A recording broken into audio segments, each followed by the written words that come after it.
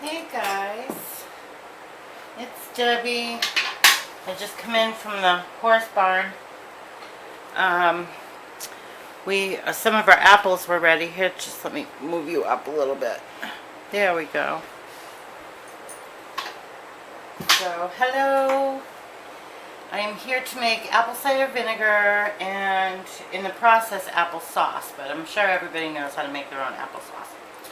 So, I was out in the barn and some of the apples were dropping off the trees. Now, we don't do anything to our apple trees other than, we got to prune them. They've been neglected for years and years. So we got the drops and they look a little rough. I'm going to peel them and anything good's going into applesauce. And they're not pretty like the sprayed ones, but that one's good enough to eat just like that with a good scrub anyway. So I got a few of those. I'm just going to wash them in some water with a good scrub brush and then show you the next step.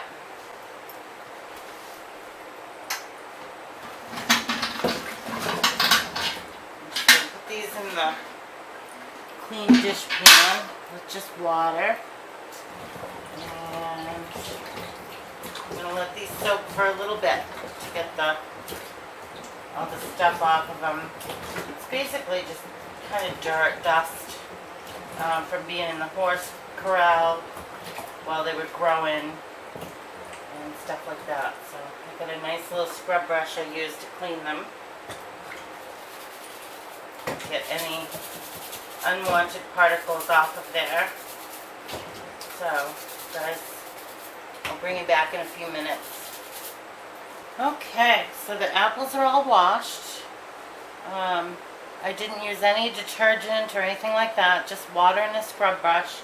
You actually want some of the bacteria on there, the natural bacterias, and that will help create the mother for the apple peel and water to turn into apple cider vinegar.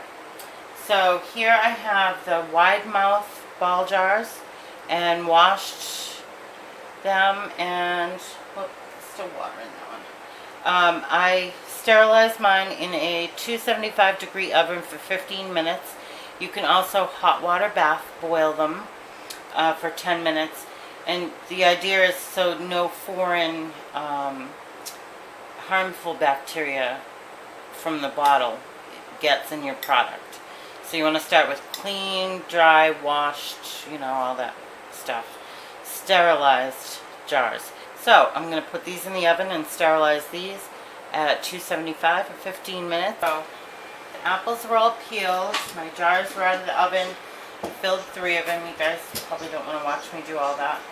But you're going to put all the peelings, cores, stems, everything that you would consider compost, you're going to put in these jars, and you're going to fill it about 3/4 full. Try not to get it all over the rim because you don't want this big sticky mess, but just fill it up.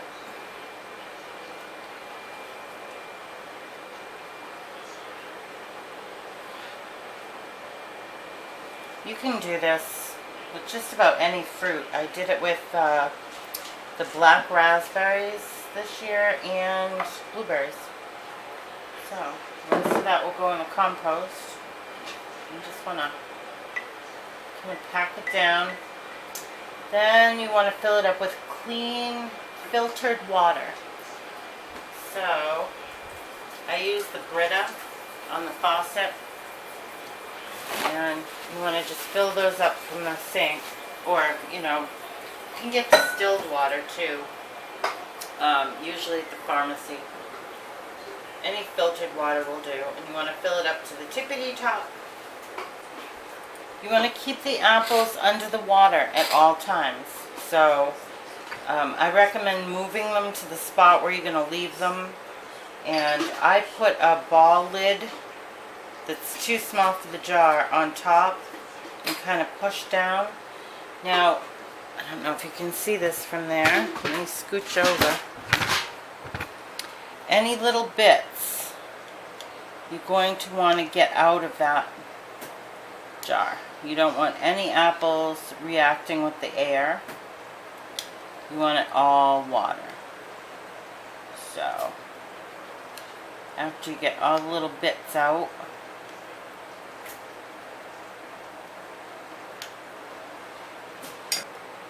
alright, so once that's done, top it off with your filtered water, just right over the jar lid.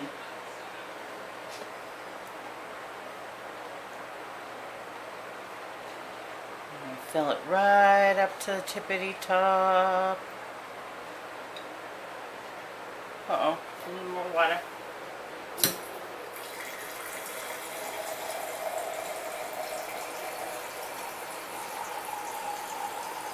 Mom. Alright, tippity top. And again, if any bits come up, just grab them with your spoon. You might have to check them every once in a while to make sure that no more bits have come up, because it will spoil your vinegar if it reacts with the air, the apple, or whatever fruit you're using. So, okay. Now I have some old-fashioned lids to just stick on there to hold the apples underneath all the water. So it's gonna, the water is gonna come up and meet this lid if I have enough water in there. So then there won't be any space for air.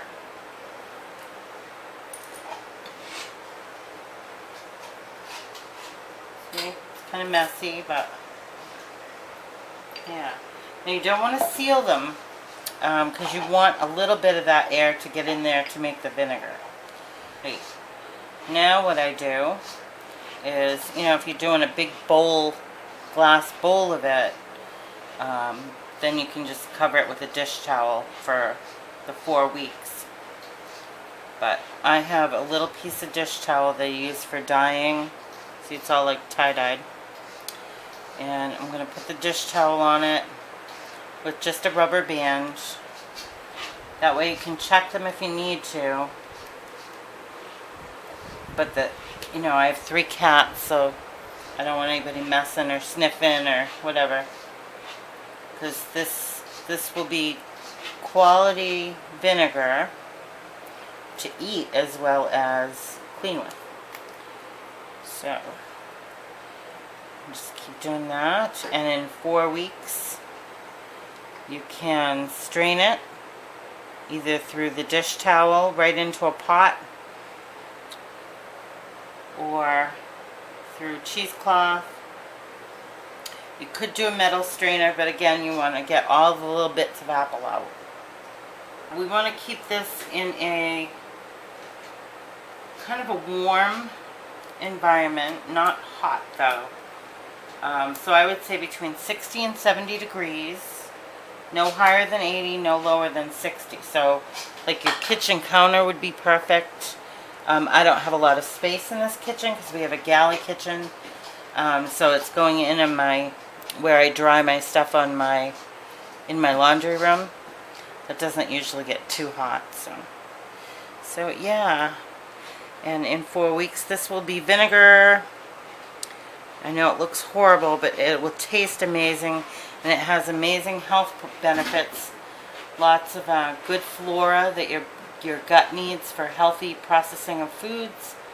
And you can take it like the Bragg's for heartburn and sunburns. You can use it on sunburns as a wash.